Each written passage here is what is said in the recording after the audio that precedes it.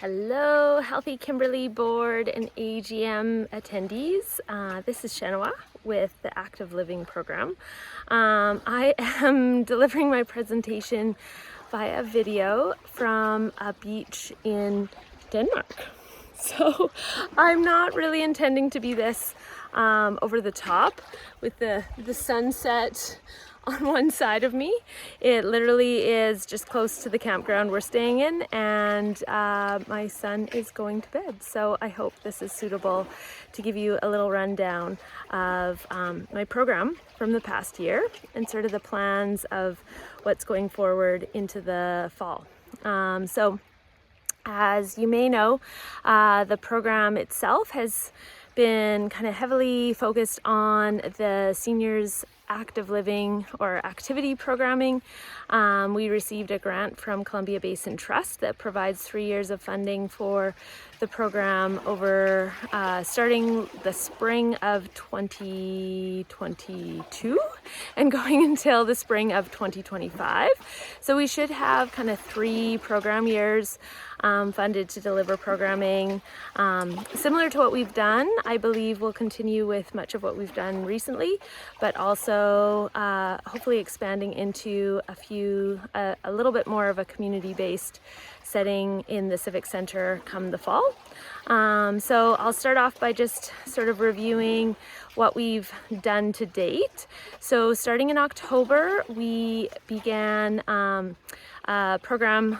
We just called it Movement and Mobility at the Senior Center. The Kimberley Senior Center has a membership of about 120 local seniors of various ages, abilities, socioeconomic background. So it's a good little pool of folks to draw from. And we had a lot of interest in our program. We decided to start off with 2 sort of pilot programs in the fall from October and December. They were 2 5-week programs that ran twice a week, and they were registration based. So there was no cost. Everybody had to be a senior center member, but we did ask that people pre-registered because we were using their main group room, which had sort of a max capacity of what we determined to be about 16 people.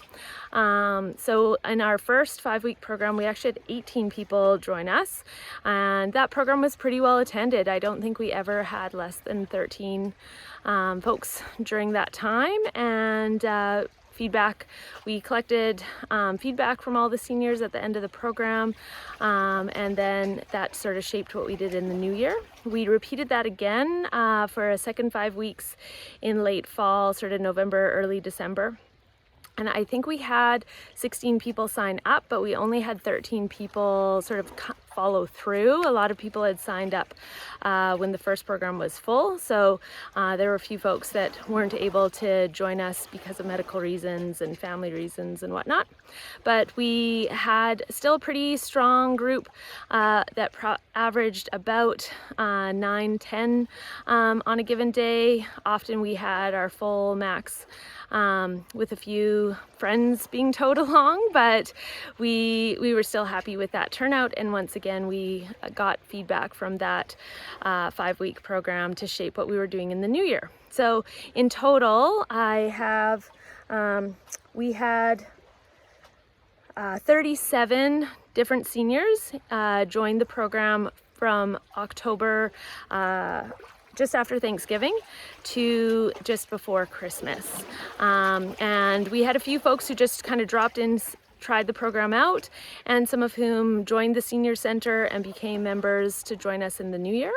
And in the new year, we split the program. So in the fall, we were doing the program Tuesdays and Thursdays.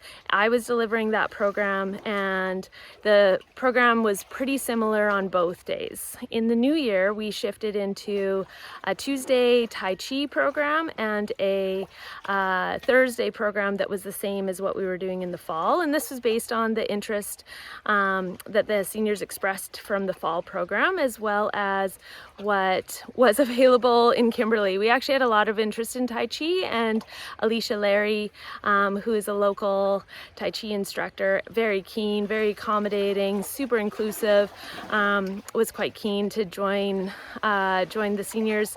And so she started delivering the program in the upstairs section of the senior center on Tuesdays in January, and ran a very successful Tai Chi program until the end of May, when she has now switched over to Center 64, and that program is an optional, it's like a donation-based program for any seniors that are keen to continue through the summer months. So Alicia delivered Tai Chi on Tuesdays, and I continued to do the movement and mobility in the downstairs space on Thursdays. And we ran it more as a drop-in, so it was mostly folks from the previous program and a few newbies who joined us over the course of the winter and early spring. And the average attendance so we ran from from January until the very end of May. We ended the Thursday before May long weekend, and we averaged 9 people over the course per session, and some of those sessions were as up to our 16, and some were down to only 6 or so, but we had a pretty good strong kind of core group that participated most weeks. And then at that time I was also working with the 2 nursing students from the College of the Rockies. They were 3rd-year nursing students, similar to what Shannon was working with at the Food Recovery Depot. And so they joined me mid-January, and they started off just helping out, getting to know the participants. They formed some great relationships, and they each delivered a special workshop that again was based on the feedback from our participants. So Riley delivered a workshop on blood pressure and exercise that was super well attended. We had 26 people cram into that room, and lots of new faces come for that presentation. And then Rachel delivered a workshop on arthritis that was also super well attended. There were 31 people that showed up, so it was a tight group for that one, and it was really, really well received as well. We also, over the course of their participation, started having a drop-in kind of self-paced strength circuit that we started an hour before our regular movement and mobility group session. And that was we had 6 stations set up, just basic equipment, and each of us kind of manned a couple stations and just helped people learn a variation of the exercise station that would fit well for them. We started each of those sessions, or each person started their session with a little balance and agility course, and then they moved into their little strength session. And most of those people would come. We had an hour window that you could come in, so most people would come for that and then stay for the group program that followed. And that was on Thursdays, and we ran that consistently from the middle of February until the middle of April, when the nursing students wrapped up.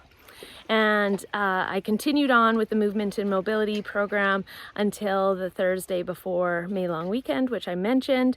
We definitely had feedback that programs at the senior center got pretty quiet starting in May, and we definitely saw that. So yeah, it felt like the right time to take a break. So all in all, I think the initial starting of a seniors activity program was really well received. We learned a lot. We got a great sense of what people are interested in and what people enjoy the most. And we'll probably be continuing with the senior center programming in the fall. The suggestion was starting back in October, when people are done with their camping and golfing and all of that. Over the course of that time period, we also, with the help of the nursing students, but also myself, developed some relationships with Jean Miller at the library, where we delivered 2 seniors, what do we call it? It was I think it was just active aging workshops that we delivered at the library. Again, really well attended. The first one, she capped the attendance at 8, and we had 14 people show up. And then the second one, we had 9 people show up. Again, it was capped at 8. And she was quite keen to revive that come the fall. I think that's a great alternative community partner to deliver more of an informative discussion-based presentation. We did do a little bit more movement in our second session though as well. And then we also have met with both they came to see our seniors program, and I've been to see the program in Cranbrook, what is it called? The Mobility Enhancement Program that is happening at the Civic Center or the Recplex in Cranbrook. I'm sure many of you have heard about it because it's definitely been getting some good media attention, and so they are super keen to just straight up share the resources that they've developed for their program at the Recplex, and developing something for our Civic Center walking concourse was already on our radar, so we're definitely going to take them up on that offer to draw from their experience and use the resources and the different movement stations that they've developed and integrate them into our Civic Center here, hopefully starting in September or so.